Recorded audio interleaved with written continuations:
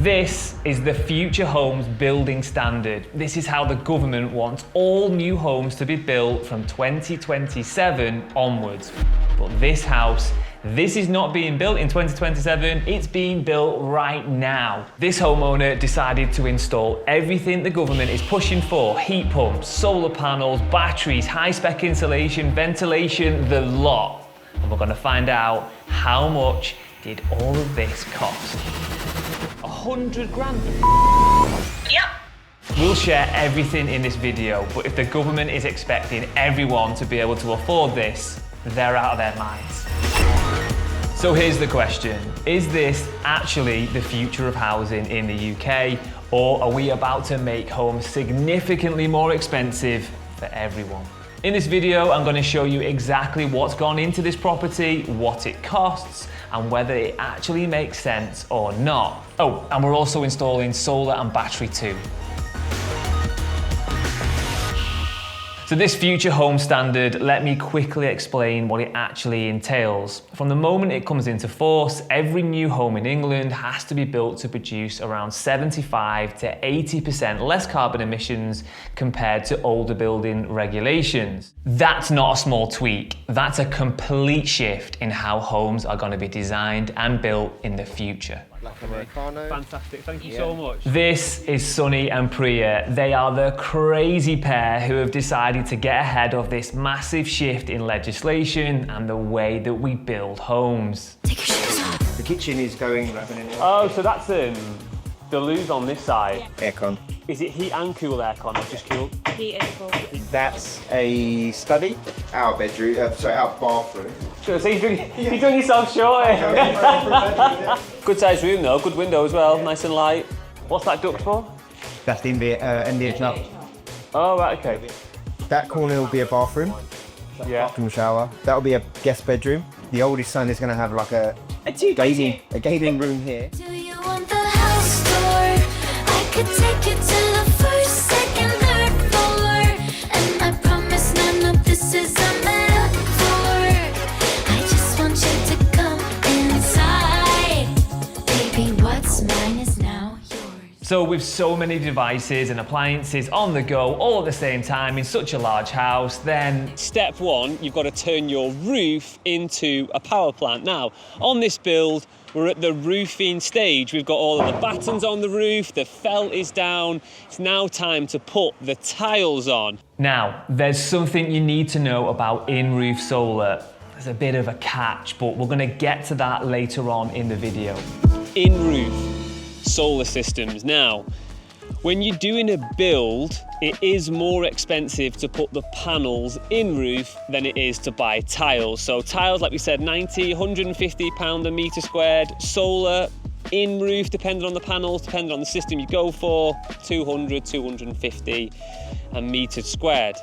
Wait, but it is just cheaper to get tiles though, like. If you're just gonna do the roof, it's cheaper to put tiles on, but tiles don't generate cash, solar panels do.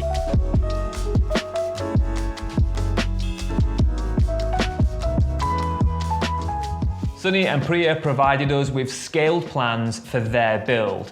We were able to embed this into our specialist design software for solar, and then we could model the various different configurations. Now, we were making a conscious effort here. We want to maximize the roof space available to us, but we also want all day round generation. We've got loads from morning till night, and we need to be producing power pretty much all the time. So much so that when we actually got to site, we spotted this little space on top of the roof, and we decided to add more panels. Now, 34 panels on this roof, that's going to generate about 12,500 kilowatt hours per year. And what do we do with excess? Well, we've got two choices. We could send it back to the grid and we could get paid export guarantee money, or you store it in batteries just like this. Well, this is a Tesla Powerwall 3, but we haven't just got one, we've got two. Having two Powerwall 3s gives us a total storage capacity of 27 kilowatt hours. If that roof is producing like 5 kilowatts of solar power, but the home's only using 1, the Tesla Powerwall will recover 4 and store it until the battery is full. What it can also do is export energy back to the grid when it's paying the highest rates. Now this process is all fully automated and it's managed via the Tesla app through something called Omnicast. This is their AI management tool. For a homeowner, you don't really need to worry about having to set all these parameters. All you do is enter your utility rate, activate the system, and it'll do everything for you. It's been hectic so far, isn't it? It has. Let's have a quick recap about where we're up to with all this power generation and actually what is it gonna power. So 34 REA Fusion 2 panels on the roof in that GSE embedded system, right? That's going to generate about 12,500 kilowatt hours a year of usable energy, and we can use that energy to power things in home. Then we've got 2 Tesla Powerwall 3s. Now, if you cycle a Powerwall 3, i.e. you charge it up at night and you deploy it throughout the day, that'll give you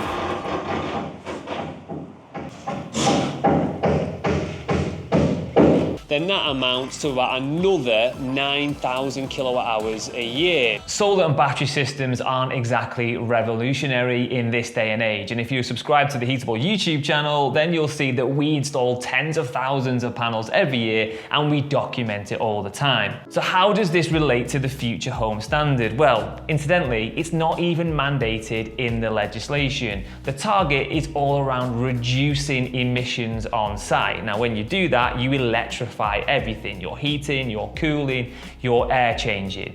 And when you do that, you use loads of energy. And if you're gonna use loads of energy, then it's a really good idea to have solar panels and battery to make it affordable. So we asked Sunny and Priya, how exactly is this home gonna be heated, cooled, ventilated? So you've got MVHR, so that's managing the air in the property because it's so airtight, part of your air changing for your heat pump. And then you've got aircon. Is it heat and cool aircon or just cool? Heat and cool. Heat and cool. Because we're not having any heating on the first two. So but top on the floor floor we all the way downstairs and only in the bathrooms in the upper floor. Oh, so you're doing the aircon to heat it? Yeah.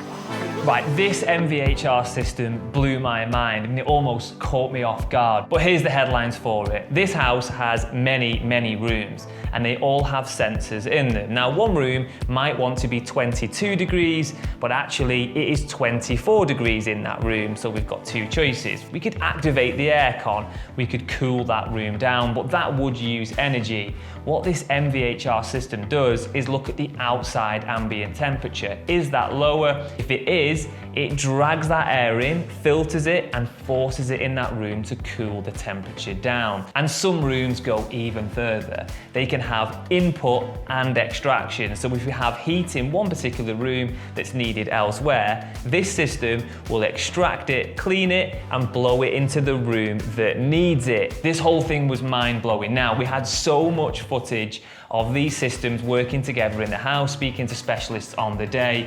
We couldn't fit it in this video. Now, if you want to find out how exactly all of this works, leave a comment below and I will convince the editors to make that video. And check while you're there, are you subscribed? Because if you're not, you'll miss that video and you could have missed this one.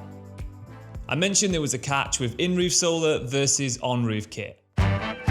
Layout limitations, because when you do this tray system, you're sort of restricted on where the panels can actually be placed. So I'm going to show you down here. Okay, so if we're laying panels out on a normal roof, on an on-roof system, we might have something like that, and then we might have 3 more panels, and we might want to do those panels like that, and we can fit 7 panels on the roof. But with the GSE in-roof system or any in-roof system, the panels need to stack on top of each other and it limits the amount of panels we can get on. So we're going to take that one away. We can put one there and one there, and we can't get a panel there and we can't get a panel there. So it can reduce the amount of panels that you can have on the roof space. And that's for a couple of reasons. One of them is where you can place them because of this layout restriction, but the other one is they take up more space because the panel isn't just sat on top of the roof and the panel ends where the panel ends. You've got flashings, you've got trays to consider, you need more space, so you'll typically end up with fewer panels. So why would you choose in-roof solar for a build like this? It looks smarter, It's pretty straightforward to do when we've got a job like this. And if you're building your house, you're building one of these eco-electrified homes, it's a no-brainer. Legislation is one thing, but this whole project was nearly cancelled before it got off the ground. We think we've got a fix for it. Now, 90% of residential properties in the UK have something called a single-phase supply. Essentially what that means is, from the grid, you get a live, you get a neutral, and you get an earth, and that's what's going to power your home. But when your home is pulling a lot of energy, a lot of power, because you've got all these appliances, you need more than single phase, and typically what you would get is 3-phase. So you'd have L1, live 1, L2, L3, and if one phase went down, you'd have redundancy in the other two. Now, the client applied for a 3-phase connection, and they came out, surveyed the site and said, no, but we can do you a 2-phase connection. Now, this is really rare. Having 2 phases, it's not really a solution we have in the UK, but they've done it here. So we've got L1, we've got L2, we've got a neutral, but we have no 3rd phase. Now, what this means is essentially you have 2 live, 2 power supplies coming in. So we do have some redundancy. If L1 failed, L2 would pick up that load. Now, we're on the outskirts of London. Do you get power failures? Is this going to happen? It does. The client has told us he gets power cuts here 2 or 3 times a month. So we wanted to put in another level of protection. Let's go and see what it is. We've got a gateway, a backup device. That supply outside comes on to the boundary of the property. This massive cable here. This one. This one. Go on. So the live and the neutrals, they come in, they go into the gateway, and the gateway is connected to the batteries. Now, when the grid drops here, the gateway will sense, before you could even blink, it will activate one of the batteries to back up 1 phase. Now, this is where it gets a little bit challenging. If we had just the Tesla batteries, then this system wouldn't have worked in a power cut. Now, we've recently done a video on why this is. It tells you everything you need to know. Link in the description below. What we've done for the client is we're going to back up his critical loads on L1 with this power wall. So he can choose, do I want my heating, do I want my aircon system, power, lighting to be on L1. Grid fails, it will back up and start powering from the battery. It'll also start the solar. Now, I'm keeping tabs on all of the cost here, and we're going to get to that at the end of the video. But first, let's take a closer look at what this legislation entails. This is going to get pretty real pretty quickly because they're talking about bringing this in from the end of 2027. This house and any home which is built under this new legislation runs solely off electricity, no gas for heating or cooking. Now, the actual standard is broken down into 4 key pillars. First, we've got the fabric of the home. We're talking much better insulation, air tightness, and overall lower heat loss. Basically, homes need to use less energy to stay warm and stay cool. We achieve that with insulation. Second, and this is the big one, heating. Gas boilers, gas connections, out, completely gone. New homes will need to be built around heat pumps or low carbon heat networks. So we're moving to electric heating, whether people like it or not, well, for new homes anyway. Third, solar, my favorite product. And this is where it gets interesting. Like I said before, solar panels aren't officially mandated in black and white in this legislation, but in reality, most new homes will need them to hit these energy targets set out by the standards, purely just from a cost efficiency perspective. You're going to be using a huge amount of power to run your house solely on electricity, and if you're going to buy that from the grid, it's pretty expensive. And lastly, ventilation. Because homes are more airtight, air doesn't move around as freely, we can't rely on those drafts anymore. So we need air changes regularly to keep things fresh and to keep heat and air moving. And what that essentially means is systems like this MVHR system that we've seen today at Sonny and Priya's house, they'll become standard to keep this air quality high in all new builds. So this future home standard isn't just about being greener, it's a fundamental change in the way that we build our new housing stock. This affects large-scale developers, boutique house builders, and those one-off self-builders like Sonny and Priya.